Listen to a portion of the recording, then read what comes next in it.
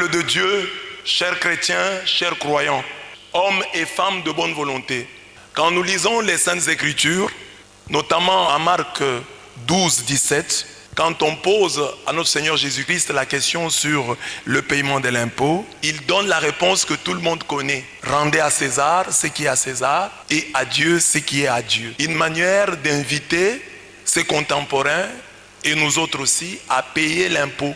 Je vous fais remarquer qu'à l'époque, Israël est sous domination romaine. Et il y a des gens qui hésitent et qui croient que payer l'impôt, c'est encourager l'occupant. Mais dans ce contexte-là, Jésus dit, payez vos impôts, donnez à César son dû, donnez à Dieu son dû. En faisant ainsi, le Seigneur nous invite à payer l'impôt. Le Seigneur ne s'est pas contenté de nous enseigner.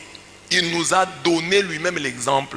En Matthieu 17, 24 à 27, il paye l'impôt du temple pour lui-même et pour son disciple Pierre. Et il dit à Pierre, normalement je ne dois pas payer l'impôt, mais si je paye, c'est pour ne pas scandaliser. Tu es un chrétien, nous sommes des croyants, payons nos impôts pour ne pas scandaliser. Payons nos impôts pour que notre pays aille de l'avant. Payons correctement nos impôts et sensibilisons les autres à faire de même. En plus de cela, exerçons aussi le contrôle citoyen. Par exemple, dans notre pays, à partir du 1er décembre 2025, tous les commerçants, tous les opérateurs économiques devront émettre obligatoirement la facture normalisée à partir d'un dispositif électronique fiscal, DEF, contrôlé pour voir si réellement l'argent est versé dans le compte de l'État.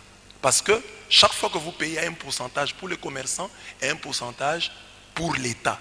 Mais les commerçants, les hommes d'affaires, les opérateurs économiques, comme ils sont souvent véreux, certains d'entre eux du moins, ils prennent et pour eux et pour l'État. Alors à partir du 1er décembre, vérifiez, voyez si la facture est normalisée. C'est cette facture normalisée qui permettra à l'État de récupérer son dû. Parce que, comme vous le savez, sur chaque achat que vous faites, il y a de l'argent qui va chez le commerçant, chez votre vendeur, et normalement, il y a aussi une part qui revient à l'État. Mais qu'est-ce qui arrive très souvent? Les opérateurs économiques véreux prennent et leur part et la part de l'État. Vous donnez à l'État pour qu'il ait des moyens de construire notre pays.